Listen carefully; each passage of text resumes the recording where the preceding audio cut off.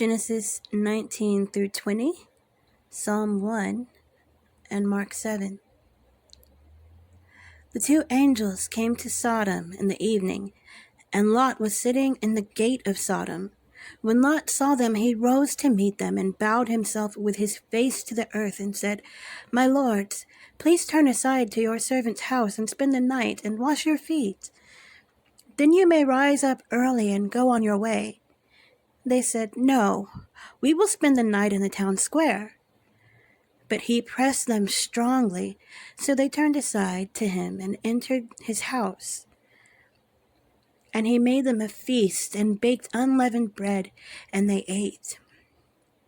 But before they lay down, the men of the city, the men of Sodom, both young and old, all the people, to the last man, surrounded the house. And they called to Lot, "Where are the men who came to you tonight? Bring them out to us, that we may know them." Lot went out to the men at the entrance, shut the door after him, and said, "I beg you, my brothers, do not act so wickedly. Behold, I have 2 daughters who have not known any man. Let me bring them out to you, and do to them as you please. Only do nothing to these men, for they have come under the shelter of my roof." But they said, "Stand back." And they said, "This fellow came to sojourn, and he has become the judge. Now we will deal worse with you than with them." Then they pressed hard against the man Lot, and drew near to break the door down. But the men reached out their hands and brought Lot into the house with them and shut the door. And they struck with blindness the men who were at the entrance of the house, both small and great, so that they wore themselves out, groping for the door. Then the men said to Lot, "Have you anyone else here, sons-in-law, sons, daughters, or anyone you have in the city? Bring them out of the place. For we are about to destroy this place, because the outcry against its people has become great before the Lord, and the Lord has sent us to destroy it." So Lot went out and said to his sons-in-law, who were to marry his daughters, "Up, get out of this place, for the Lord is about to destroy the city." But he seemed to his sons-in-law to be jesting. As morning dawned, the angels urged Lot, saying, "Up, take your wife and your 2 daughters who are here, lest you be swept away in the punishment of the city." But he lingered. So the men seized him and his wife and his 2 daughters by the hand, the Lord being merciful to him. And they brought him out and set him outside the city. And as they brought them out, one said, "Escape for your life. Do not look back or stop anywhere in the valley. Escape to the hills, lest you be swept away." And Lot said to them, "Oh no, my lords.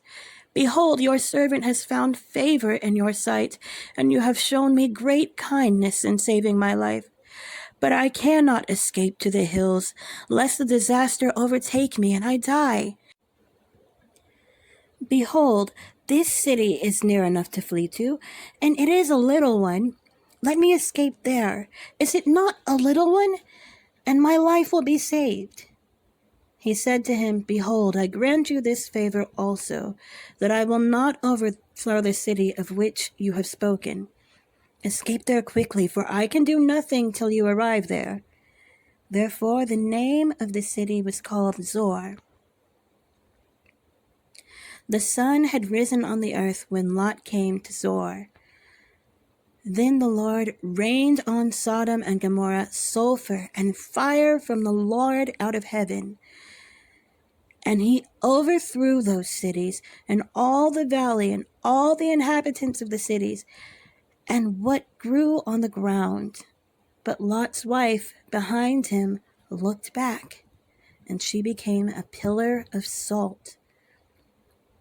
And Abraham went early in the morning to the place where he had stood before the Lord.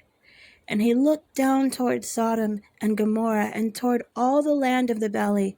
And he looked, and behold, the smoke of the land went up like the smoke of a furnace. So it was that when God destroyed the cities of the valley, God remembered Abraham and sent Lot out of the midst of the overthrow when he overthrew the cities in which Lot had lived. Now Lot went up out of Zoar and lived in the hills with his 2 daughters, for he was afraid to live in Zoar.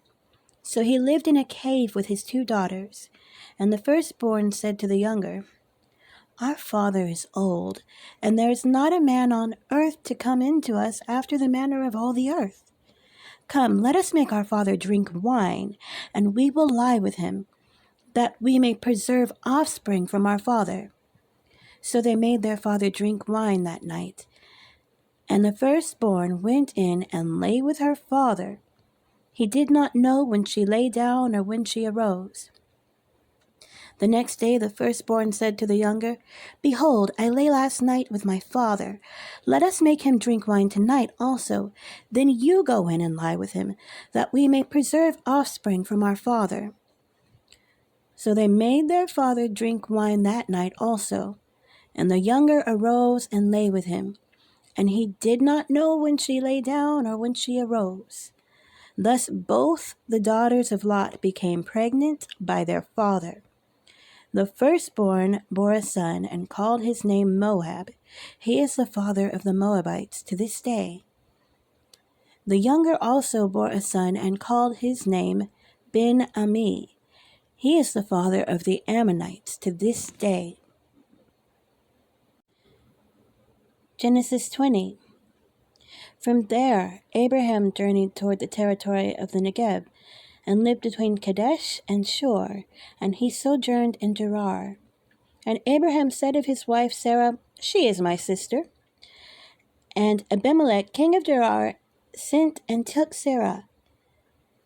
But God came to Abimelech in a dream by night, and said to him, "Behold, you are a dead man, because of the woman whom you have taken, for she is a man's wife."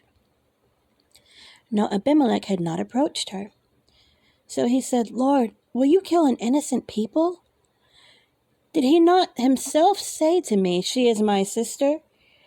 And she herself said, 'He is my brother.' In the integrity of my heart and the innocence of my hands, I have done this." Then God said to him in this dream, "Yes, I know that you have done this in the integrity of your heart, and it was I who kept you from sinning against me. Therefore I did not let you touch her. Now then, return the man's wife, for he is a prophet, so that he will pray for you, and you shall live. But if you do not return her, know that you shall surely die, you and all who are yours."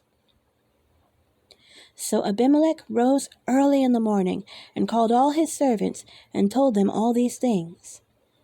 And the men were very much afraid. Then Abimelech called Abraham and said to him, "What have you done to us? And how have I sinned against you, that you have brought on me and my kingdom a great sin? You have done to me things that ought not to be done." And Abimelech said to Abraham, "What did you see that you did this thing?" Abraham said, "I did it because I thought, there is no fear of God at all in this place, and they will kill me because of my wife. Besides, she is indeed my sister, the daughter of my father, though not the daughter of my mother, and she became my wife. And when God caused me to wander from my father's house, I said to her, 'This is the kindness you must do me. At every place to which we come, say of me, he is my brother.'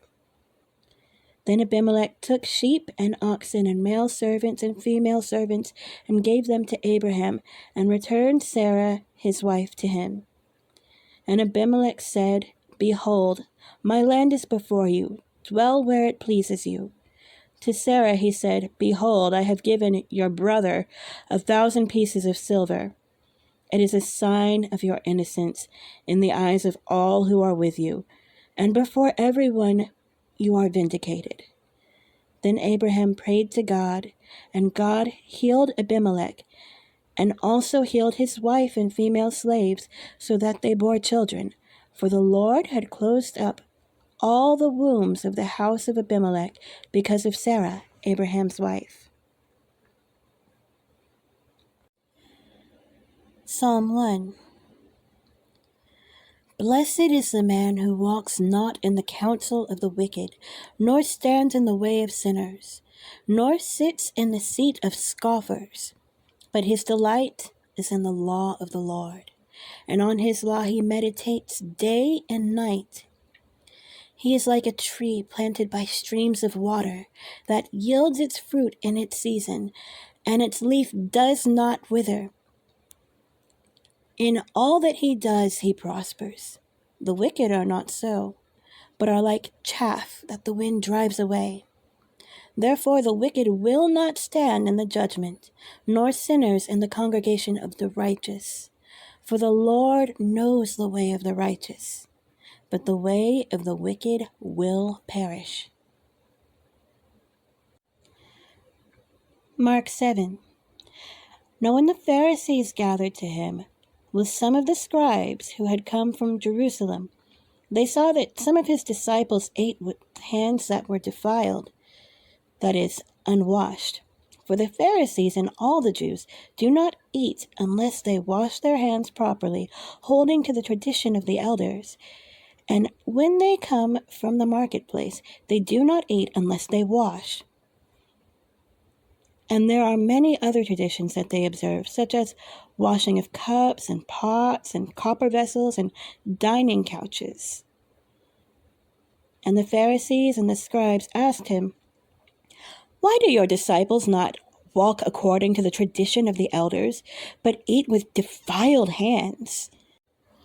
And he said to them, "Well did Isaiah prophesy of you, hypocrites, as it is written, 'This people honors me with their lips, but their heart is far from me. In vain do they worship me, teaching as doctrines the commandments of men.'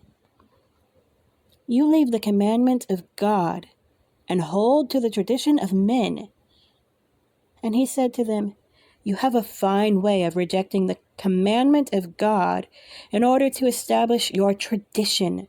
For Moses said, 'Honor your father and mother,' and whoever reviles father or mother must surely die. But you say, if a man tells his father or mother, 'Whatever you would have gained from me is Corban, that is, given to God,' then you no longer permit him to do anything for his father or mother, thus making void the word of God by your tradition that you have handed down.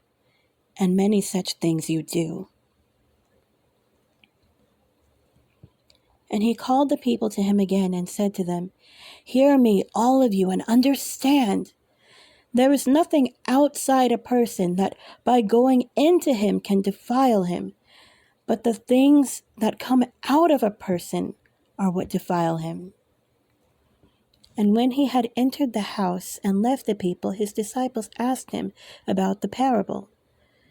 And he said to them, "Then are you also without understanding? Do you not see that whatever goes into a person from outside cannot defile him, since it enters not his heart, but his stomach, and is expelled?"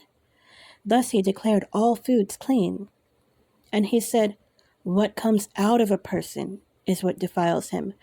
For from within, out of the heart of a man, come evil thoughts, sexual immorality, theft, murder, adultery, coveting, wickedness, deceit, sensuality, envy, slander, pride, foolishness. All these evil things come from within, and they defile a person."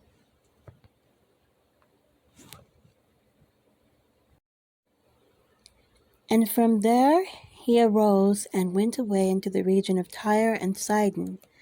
And he entered a house, and did not want anyone to know, yet he could not be hidden. But immediately a woman whose little daughter had an unclean spirit heard of him, and came and fell down at his feet. Now the woman was a Gentile, a Syrophoenician woman by birth. And she begged him to cast the demon out of her daughter. And he said to her, "Let the children be fed first, for it is not right to take the children's bread and throw it to the dogs." But she answered him, "Yes, Lord. Yet even the dogs under the table eat the children's crumbs." And he said to her, For this statement, you may go your way. The demon has left your daughter. And she went home and found the child lying in bed, and the demon gone. Then he returned from the region of Tyre, and went through Sidon to the Sea of Galilee, in the region of the Decapolis. And they brought to him a man who was deaf and had a speech impediment, and they begged him to lay his hands on him. And taking him aside from the crowd privately, he put his fingers into his ears, and after spitting, touched his tongue. And looking up to heaven, he sighed, and said to him, Ephphatha, that is, be opened. And his ears were opened, his tongue was released, and he spoke plainly. And Jesus charged them to tell no one, but the more he charged them, the more zealously they proclaimed it. And they were astonished beyond measure, saying, He has done all things well. He even makes the deaf hear and the mute speak.